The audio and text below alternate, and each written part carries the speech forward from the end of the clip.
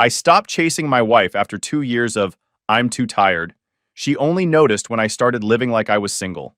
So here's the thing. 5 years married, and I finally stopped begging my wife for intimacy. Took me 2 solid years of hearing, I'm too tired tonight, before I got the message. The wild part? She didn't give a single care until I completely checked out and started doing my own thing. Then suddenly she noticed. Back when we first got married, different story. We were all over each other.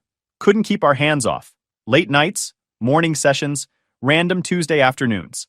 You know how it is when everything's new and you think you've got it all figured out. We were that couple.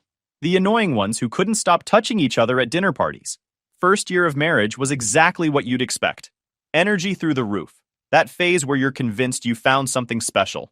Like you somehow beat the system and your marriage won't end up dead in the bedroom like everyone else's. Spoiler alert, I was wrong. The change started slow. So slow I didn't even catch it at first. She'd come home from work exhausted. Fair. We both had demanding jobs. Both putting in long hours trying to climb the ladder. So when she said she was too tired, I got it. Didn't push. Figured that's what good husbands do. Be understanding. Be patient. Wait it out. Except waiting it out turned into a permanent situation. What started as once a week became twice a week. Then half the time. Then most of the time. I started noticing patterns. Friday nights after work, too tired. Saturday mornings when we used to sleep in together, she'd be up early doing laundry. Sunday evenings before the work week, needed to prep for Monday. There was always a reason. Always an excuse that sounded legitimate on its surface. Every time I'd try to initiate anything beyond a goodnight kiss, same response. That tired sigh. Those 5 words. I'm too tired for intimacy. Sometimes she'd throw in a babe at the end. Made it worse somehow. Like adding a pet name would soften the rejection. Spoiler, it didn't. Around month 18 of this pattern, I started keeping track without meaning to. 2 weeks of nothing, then 3, then a full month. Lying next to someone who might as well be a roommate. I'd stare at the ceiling at 2 a.m. wondering if this was normal.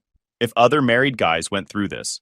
If I was being unreasonable for wanting my own wife to actually want me. Started questioning myself. Maybe I wasn't attractive enough. Maybe I'd gained weight. Maybe I was boring. The mental gymnastics you do when someone keeps rejecting you are wild. Finally worked up the nerve to bring it up. Sat her down for a real conversation. She blamed work stress. Said once her big project wrapped up, things would get better. Temporary, she made it sound. Just a phase. I believed her. Wanted to believe her. Clung to that explanation. Project ended 2 months later. Nothing changed. The excuses just evolved. Too stressed. Too distracted. Headache, stomach hurts, early meeting tomorrow. Different excuse, same result. Same me lying awake wondering what I did wrong. I tried everything. Read articles about rekindling romance. Planned fancy dinners at the Italian place where we had our first date. Made reservations weeks out. Showed up in a nice shirt. Brought home flowers for no reason. Random Tuesdays, just flowers. Thought maybe spontaneity would help. Booked a weekend at that coastal place we loved. The one with the lighthouse view. Spent money we didn't really have trying to fix whatever was broken between us. Tried being more helpful around the house. Maybe she was tired because I wasn't pulling my weight. Started doing more dishes. More laundry. Took over grocery shopping. Cleaned without being asked. Thought maybe if I lightened her load she'd have energy for us. Nope. Just meant she had more energy for everything except me. Every single attempt ended the same way. Me awake at 2 a.m. staring at the ceiling. Her sleeping fine. I'd lie there wondering what I did wrong, what I was missing. The rejection hurt less when I wasn't trying, but when I actually put in effort, planned something special, got my hopes up, then got shut down again, cut deeper every time, like getting punched in the same bruise over and over. After our 3rd anniversary, I got desperate. Suggested we talk to someone about it. Get an outside perspective. She looked at me like I'd insulted her mother. Said we didn't have real problems, that we could work through it ourselves. That suggesting we get help was dramatic. Bought books about keeping marriages alive. She never opened them. Asked if maybe something medical was going on. That conversation ended with a slammed door and 3 days of silence. Radio silence in your own house is a special kind of miserable. Started watching her closer. Looking for signs. Another guy? Secret unhappiness she wasn't telling me about? Just fell out of love? She still kissed me goodbye every morning. Still said I love you at night. But it all felt automatic. Like going through the motions because that's what married people do. Our 4th anniversary broke me.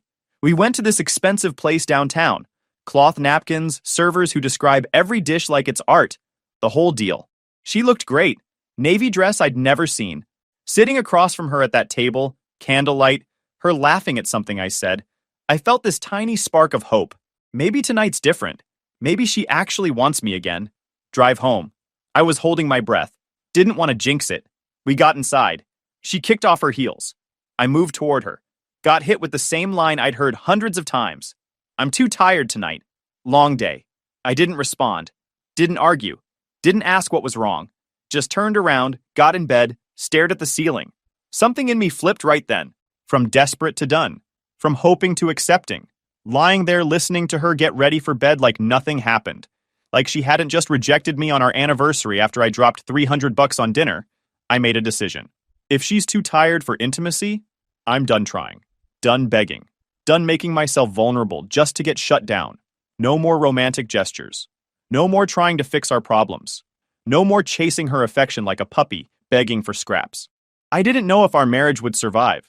Honestly, didn't care right then. I just knew I couldn't keep living like this. Next morning, I woke up different. Clarity. I hadn't felt in years. I'd been stuck in this cycle of hope and disappointment. Now I just felt free. Didn't initiate our usual morning kiss. Didn't ask about her plans. She looked at me weird. I smiled and headed for the shower. My new approach was simple. Stop reaching out. Stop planning special nights. Stop asking for affection. I wasn't cold about it. Wasn't mean. Just uninvested. I'd respond when she talked to me. Did my share of household stuff. But that desperate energy I'd been wasting on fixing us? Redirected. Took 2 weeks before she noticed. We're doing dishes and she asks if everything's all right. Yeah, I said. Why wouldn't it be? She studied my face. Shrugged. Went back to the dishes. I could tell she was confused. Didn't trigger my usual urge to fix everything. Her turn to wonder. Started hitting the gym after work. Every single day. Sometimes twice on weekends. My body became the outlet for 2 years of rejection. The exhaustion felt real. Satisfying. Not fake tired like her excuses. I'd push until my muscles burned. Until I couldn't think about anything except breathing and form. Hired a trainer after the first month. Guy named Tony who didn't ask questions about why I was there every day. Didn't pry into my personal life. Just pushed me hard. Monday was chest and triceps. Heavy weights. Compound movements. Tuesday legs. Squats until I couldn't walk right. Wednesday back and biceps. Thursday shoulders. Friday full body circuit training. Saturdays I'd do cardio and abs, long runs, core work. Sundays were supposed to be rest days, but I'd usually go anyway. Couldn't stand being home doing nothing. Couldn't stand the silence, the awkwardness, the constant reminder of what we weren't. My body changed fast. Muscles where there used to be softness. Shoulders got broader, stomach flattened, arms got definition. Bought new shirts because my old ones didn't fit right anymore. Went from medium to large, then large to fitted large. Sometimes I'd catch her watching me get dressed with this confused look, like she was seeing a stranger instead of the husband she'd been ignoring. Good. Let her see what she was missing. 3 months in, reconnected with old friends. Jake and the guys had weekly basketball. I'd been bailing for years because she wanted me home for dinner. Because I thought being available would somehow make her want me. What a waste. Started showing up every Tuesday. Didn't ask permission. Just informed her I wouldn't be home. Same way you'd tell a roommate. She looked surprised the first time. Then confused. Then nothing. She adapted fast. Probably relieved to have the house to herself. Added weekend fishing trips to my calendar. Ben from accounting had a boat. Been inviting me for years. Always said no because weekends were supposed to be our time. Our time to do what? Watch her scroll through her phone? Started saying yes. Got up at 5 a.m. Saturdays. Drove to the marina. Spent the day on the water. Came home smelling like fish and sunscreen. She'd wrinkle her nose. I'd shower and head straight to bed. No attempt at conversation. No trying to connect. Just 2 people sharing a space. Day hikes with coworkers became a thing. Photography walks downtown. Joined a local photography group that met Sunday mornings. Shot street scenes. Architecture. People. Stuff I'd always wanted to do but put off because I was too busy trying to save our marriage. Too busy being available for quality time that never happened. My calendar filled up. My life expanded. All in directions that had nothing to do with her. First few times I announced my plans, she looked surprised. Like she couldn't believe I was actually doing my own thing. Never tried to stop me though. Probably didn't actually care. "You seem different lately," she said one Sunday after I got back from fishing. There was this uncertainty in her voice, like she didn't know how to read me anymore. "Different how?" I asked, setting my gear down, not looking at her, just unpacking my tackle box. "I don't know." More distant. "Are you upset about something?" She was doing that thing where she wanted me to reassure her, to tell her everything was fine, to make her feel better about the distance she created. I looked at her, kept my voice calm. "I'm not upset, just focusing on myself for a change." Her eyes went wide. "What does that mean?" She stepped closer. I stepped back, maintained the space between us. Exactly what I said. I've spent years focusing on us, on what's wrong, on how to fix it, trying to figure out why you don't want me, trying to be the perfect husband. Now I'm focusing on me, my hobbies, my friends, my life. Something crossed her face. Recognition, maybe, or panic. She opened her mouth, closed it, didn't know what to say. Probably because for the first time in years, I wasn't giving her an easy out, wasn't making it simple for her to brush off my feelings. I kept unpacking my gear, put my rods in the closet, rinsed out my cooler in the sink. She stood there watching, like she was waiting for me to say more, to explain, to apologize for pulling away. I didn't. Just finished what I was doing and headed for the shower. Moment passed. That night she moved closer to me in bed, first time in years. Not trying to start anything, just seeking proximity, like she suddenly remembered I was there. I stayed still, didn't encourage it, didn't reject it. Part of me wanted to fall back into old patterns, take whatever crumbs she offered. But I remembered 2 years of rejection, 2 years of feeling unwanted, stayed where I was. She could adjust to the new normal, same way I had adjusted when she stopped wanting me. 6 months into my transformation, people at work commented on my confidence. Got a promotion, picked up photography, signed up for a cooking class. My life expanded in ways I never expected, all because I stopped orbiting around a dead relationship. The irony wasn't lost on me. The more I detached from seeking her approval, the more she seemed to notice me. Little gestures started appearing. My favorite breakfast on Saturdays. Texts during the day. An arm brushing mine in the hallway. I acknowledged each one politely. Didn't make a big deal out of it. Been down that road before. I wasn't playing games. This wasn't manipulation. It was survival. Rediscovering my worth outside our marriage. But I couldn't help wondering if she was finally seeing what she'd been taking for granted. And if she'd figured it out too late. 8 months in, strange night changed everything. Got home late from a work thing. Found her waiting in the living room. Outfit I hadn't seen in years. Candles lit. Music playing. My first thought wasn't excitement. It was suspicion. "What's the occasion?" I asked. She came toward me. "No occasion. Just thought we could spend time together." I grabbed some water and sat across from her. Not beside her. The space felt important. We talked about surface stuff. Work. Friends. Holidays coming up. She laughed too loud at my jokes. Touched my arm too deliberately. The whole thing felt rehearsed. Like she'd watched a YouTube video on seducing your distant husband. When she finally leaned in to kiss me, I didn't pull away. But I didn't match her energy either. She pulled back after a second. Confusion all over her face. "Is something wrong?" "Why are you doing this?" I asked. Not accusing. Just asking. Doing what? Wanting to be with your husband? After 2 years of rejection, you suddenly want intimacy. I'm wondering what changed. Her face hardened. "I thought this was what you wanted. You've been so distant. So this is about getting my attention back. Not about actually wanting connection." She stood up fast. "That's not fair. I'm trying. Trying now that I stopped trying." Interesting timing. She left the room. I stayed on the couch with the candles. That night confirmed what I'd suspected. Her sudden interest wasn't about wanting me. It was about fear of losing control. Next few weeks were Cold War. She'd flip between trying to be affectionate and complete withdrawal when it didn't work. I kept my course. Not cruel, not accommodating, just done performing emotional labor for both of us. Then I found the emails. Used her laptop to check our bank account. My phone was dead. Her computer was sitting there. When I minimized the browser, saw an email thread. Conversation with an old college friend. Months of messages. Subject line said, "About life and marriage troubles." My finger hovered. Part of me knew I should close it. Respect her privacy. But the part that had been in the dark for 2 years clicked it open. Scrolled to the beginning. Started reading. Dozens of messages about our marriage. Her withholding intimacy. Her confusion about her feelings. First one was from 8 months back. "How are things with you and the husband?" her friend asked. Her response made my stomach drop. "Honestly? Not great. I don't know why I can't connect with him anymore. I just feel nothing when he touches me. Then I feel guilty about feeling nothing. So it's easier to avoid it altogether. He keeps trying to plan special nights, brings me flowers, makes reservations at nice places. It just makes me feel worse, because I know I should want those things and I don't. Her friend responded supportively, asked if maybe she was depressed, needed to talk to someone. My wife's reply, I don't think it's depression. I just think maybe I'm not meant for marriage. Like I need more independence than this. Another message from a few weeks later.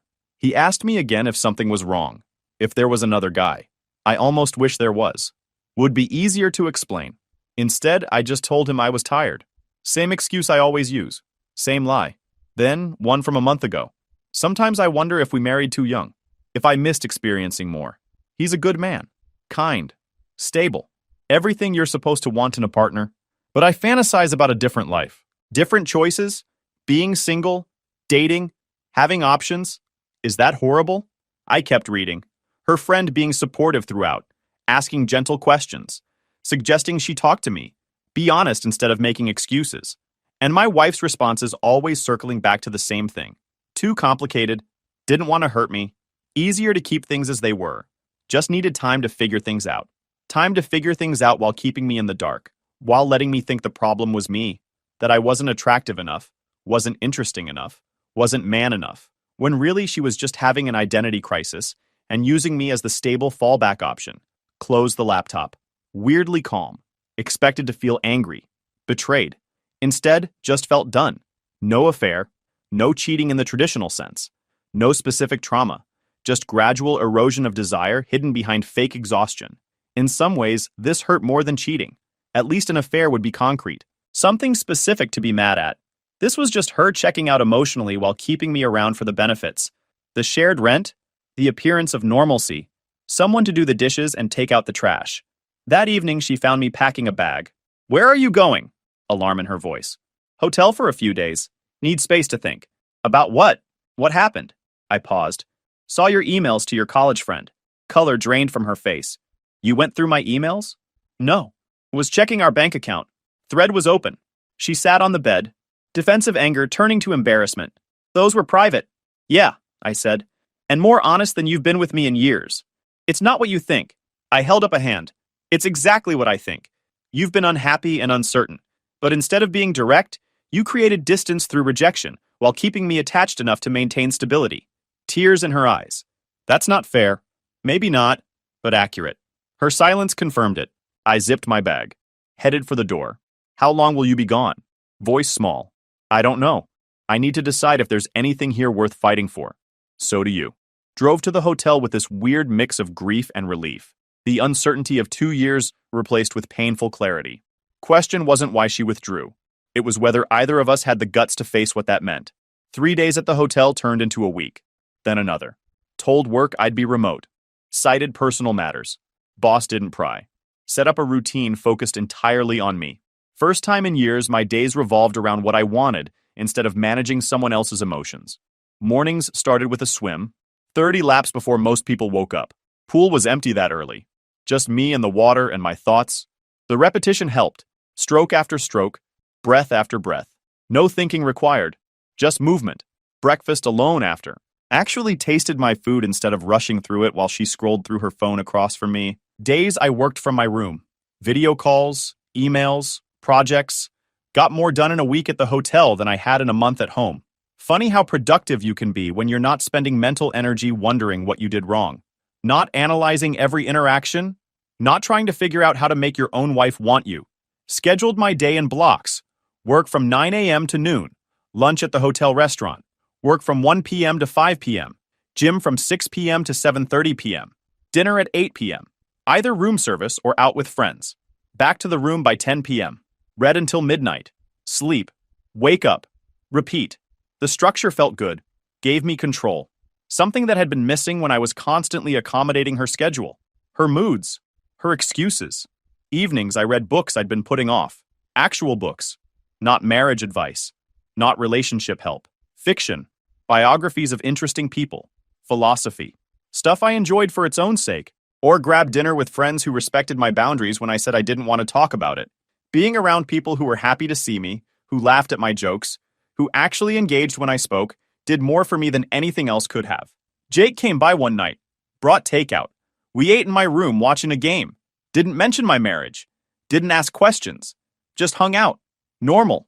Easy. The way friendships are supposed to be. When he left, he just said, "We got you, man. Whatever you need." That was it. No pressure, no judgment, just support. She called daily at first, messages swinging between tearful apologies and defensive anger. Why was I abandoning her? How could I just leave? Didn't our vows mean anything? Then switching to anger. I was being dramatic, childish, running away instead of dealing with problems. I mostly listened, didn't accept her explanations, didn't reject them, just let her talk in circles while I sat on the balcony watching traffic. By day 5, her calls got less frequent, like she was adjusting to me being gone. That stung in an unexpected way. Was she relieved? Had creating distance been her goal all along? Maybe she'd been hoping I'd leave so she wouldn't have to be the bad guy. Night 8, colleague invited me to a networking event downtown. Industry thing. Speakers and mingling. I wasn't in the mood, but found myself driving there anyway. Needed human interaction beyond room service orders and text conversations. Place was packed. Professionals dressed sharp. Everyone engaged and present. Alive with actual conversation. While waiting at the bar for water, someone next to me made a comment about the terrible parking situation. Laughed, agreed, started talking. Easy conversation, no pressure. We talked industry trends. New regulations coming down that would affect everyone. How most companies weren't prepared. Then, shifted to non-work stuff. New art museum exhibit downtown. Whether it was worth the admission or overhyped. That new restaurant on 5th Street. Instagram bait, or actually good food. Normal conversation between two people who just met. They asked what I did. Told them. They seemed genuinely interested. Asked follow-up questions. Shared their own work challenges. We talked about photography. Turned out they also shot street scenes. Recommended a spot I hadn't tried yet. Said I should check it out weekend mornings. Best light. I didn't mention being married. Didn't mention living in a hotel. Didn't mention my wife at all. For 2 hours I was just myself. An individual with interests and opinions and a sense of humor. Not half of a broken relationship. Not someone's disappointing husband. Not a guy who wasn't enough to make his own wife want him. The experience felt both unfamiliar and great. Reminded me of a version of myself I'd forgotten. The guy who could hold a conversation without underlying insecurity running through every interaction. Who could laugh without wondering if he was being too loud, too boring, too much. As the night ended, we exchanged business cards. Pure networking. Nothing inappropriate. Just two professionals connecting over shared interests. Said we should grab coffee sometime. Talk shop. Maybe do a photo walk together. Walking to my car afterward, something clicked. Reality hit different in that parking garage. The world was still full of connections and possibilities. My happiness wasn't tied exclusively to one relationship that had gone completely sideways. There were people out there who might actually value my company, who might not treat my affection like an inconvenience, who might actually want to spend time with me instead of making excuses to avoid me. Back at the hotel, 3 missed calls. Her voicemail was crying. "Please come home. We need to talk. I miss you." Those words would have had me rushing home months ago. Now I recognize them as pattern. My withdrawal triggering her pursuit. Temporary correction, not real change. Texted back that I needed more time. Would reach out when ready. Saturday I drove 2 hours to a coastal town. Place we'd visited when things were good. Walked alone on the beach. Wind cutting through my jacket. Waves steady and loud. I thought about who I'd become during our marriage. I'd shrunk parts of myself without realizing. Stopped suggesting things I wanted because I knew she'd find excuses. Stopped talking about my day because her eyes would glaze over. Treated her affection like a rare resource I had to earn through constant effort. When did my self-worth get tangled up with whether she wanted me? Standing there with sand in my shoes and salt spray on my face, I made a promise. Never again. Would never lose myself that completely in another person. Driving back that evening, sunset orange in my mirror, I decided. Time to go home. Not because her calls convinced me. Not because I missed her. But because avoiding hard conversations wouldn't solve anything. Whatever happened next needed to happen. I'd handle it from strength, not desperation. If we rebuilt, it would be on honest ground. If we ended it, at least we'd know why. Packed methodically. Checked out. Drove through evening traffic calm and deliberate. Our neighborhood looked different. Like my changed perspective altered how I saw it. She opened the door before I could use my key. She looked rough. Hair pulled back messy. eyes red from crying or not sleeping. For a second, we just looked at each other. Strangers who shared history and a house. You're back. Finally stepping aside. I'm back. Setting down my bag. But I'm not the same person who left. She nodded slow, like she expected that. Neither am I. We moved to the living room. Kept careful distance sitting down. The conversation ahead would decide if we were starting over or ending things. Either way, I wasn't going in desperate. I'd found my value outside this marriage. Whether she wanted to be part of my life going forward was up to her. We sat quiet for a while, weight of everything unsaid filling the space. Outside, rain started, drops running down windows.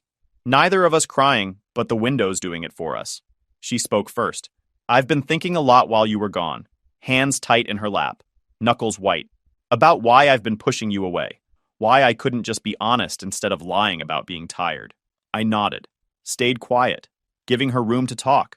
Something I rarely did before when I'd jump in trying to fix everything, trying to make her feel better, trying to smooth things over before we actually dealt with the real problem. At first, it really was exhaustion, eyes on her hands, couldn't look at me. The promotion, long hours, pressure to prove myself in a department full of people who thought I didn't deserve to be there. But then somewhere along the way, it stopped being about tired and started being about fear. And it was easier to keep using the exhaustion excuse than admit what was really going on in my head. What was really going on?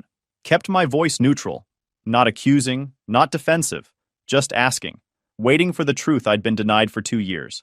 She took a breath, deep one, like she was preparing to dive into cold water. I was afraid of how much I needed you, how vulnerable that made me feel. Every time you were sweet to me, every time you planned something romantic, every time you looked at me like I mattered, it terrified me. Voice shaking now. My parents' marriage was a disaster. You know that. Front row seat to the worst relationship I've ever seen. My mother gave everything to my father. Her identity, her dreams, her friends, her self-respect. Everything. He took it all, then left anyway for someone half his age. I was 15. Watched her fall completely apart. Took her years to recover. I swore that day I'd never be like her. Never let someone have that kind of power over me. So you pushed me away to avoid depending on me. To protect yourself from potentially getting hurt the way your mother did. Yeah. Finally looking up. Meeting my eyes for the first time since I got home.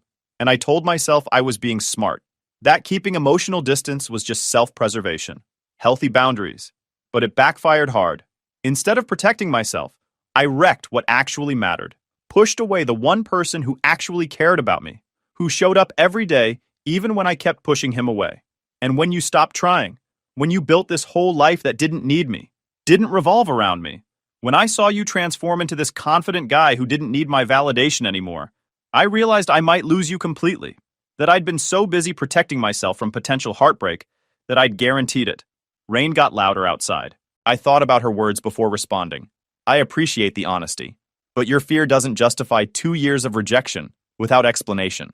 You get how that affected me? How it killed my confidence? Her eyes wet.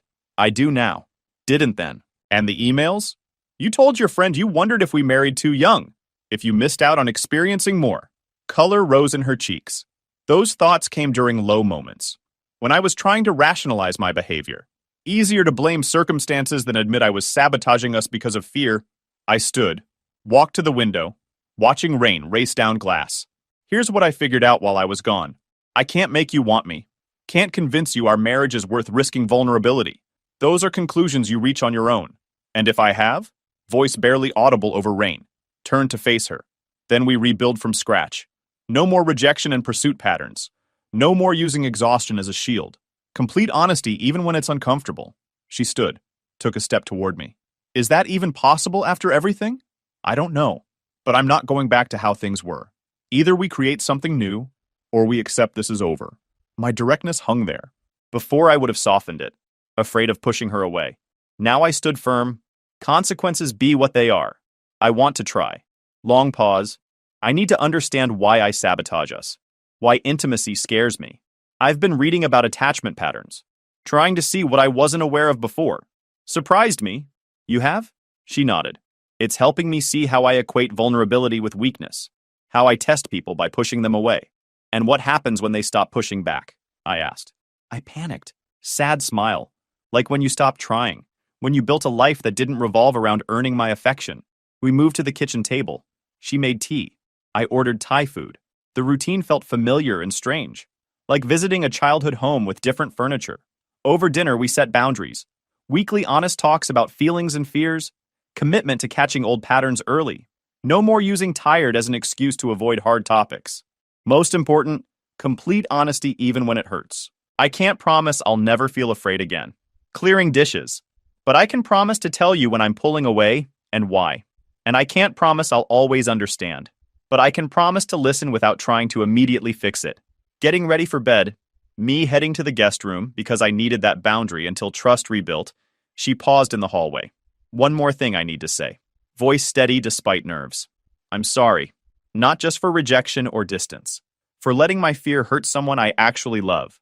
In all our years, through all the tension and disappointment, those words were what I'd been waiting for. Not because they erased anything, but because they acknowledged it honestly. Created space for whatever came next. Thank you. Then after a beat, good night. Good night. We split to separate rooms, but maybe finally heading the same direction. Years passed since that rainy night we started rebuilding. Journey hasn't been straight, not even close. Progress and setbacks came in waves. Testing if we actually wanted to do the work or just wanted to want to do the work. Big difference between those two things.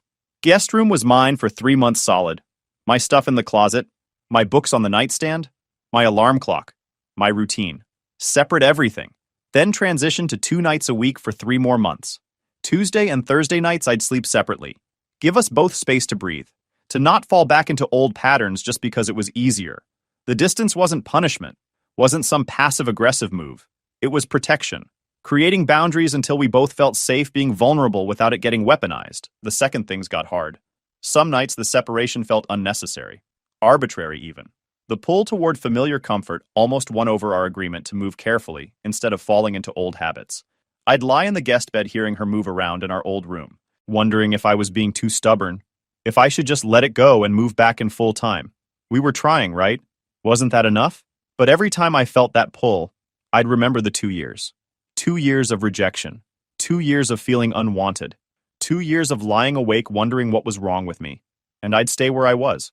She could handle a few months of boundaries after putting me through that. 6 months in, took a weekend trip to a mountain cabin. My idea. Neutral ground. No phones we agreed before leaving.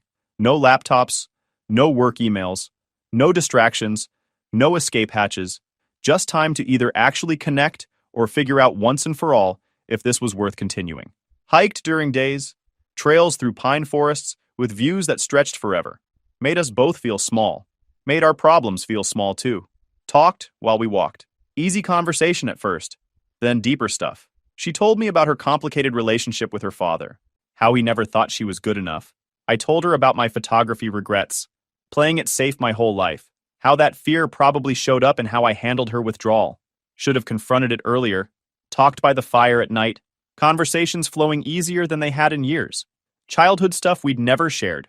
Future goals that felt possible again. Small talk and big talk. All of it mattering because we were actually listening instead of waiting our turn to speak. Instead of defending ourselves. Second evening, after talking about her complicated relationship with her father and my regrets about not pursuing photography professionally, she reached for my hand across the space between chairs. Firelight making her look younger. I miss you. Not I miss this or I miss us. Just you. Those 3 words meant more than surface level. Acknowledging the distance we'd created, the intimacy we'd lost. Not just physical, emotional. Being known by someone. Being chosen. That night we shared a bed for the first time in months. Rediscovered each other awkward and tender. Like new people instead of going through practiced motions. Home, the guest room slowly emptied as my stuff migrated back. Wasn't smooth. Old triggers came back sometimes. Her instinct to withdraw when work stressed her. My tendency to read any hesitation as rejection. Difference now was catching patterns as they emerged instead of after damage was done. I'm feeling overwhelmed and need space tonight, she'd say. Direct instead of vague excuses. I understand, I'd respond. Secure enough not to take her solitude personally. 8 months in, she got a job offer in another city. Big promotion. Would advance her career significantly. Before our separation, she might have decided solo. Used career as another distancing tool. Instead, we discussed it extensively. Weighed opportunity against stability. Decided together the timing wasn't right. She wasn't sacrificing ambition. We set a timeline to reconsider once our foundation was solid. Acknowledging some opportunities aren't worth risking. What you're rebuilding marked a shift in how we operated. Around 10 months faced our biggest test when her mother got hospitalized. Serious illness. Stress reactivated her withdrawal tendency, building walls when external stuff felt uncontrollable. For a tense week, we reverted to old patterns. Minimal talk, physical distance, that creeping disconnect. Instead of ignoring it, I called it out. I noticed you're pulling away. One evening after she'd been silently scrolling for hours. Is it your mother, or is something happening with us? Directness broke through her isolation. Both. I'm terrified of losing her. That fear makes me push you away too. Like I'm preparing for loss by creating distance from everyone I care about. That admission, uncomfortable but necessary, prevented weeks of misunderstanding. We handled her mother's illness together. My presence at the hospital steady and constant instead of occasional.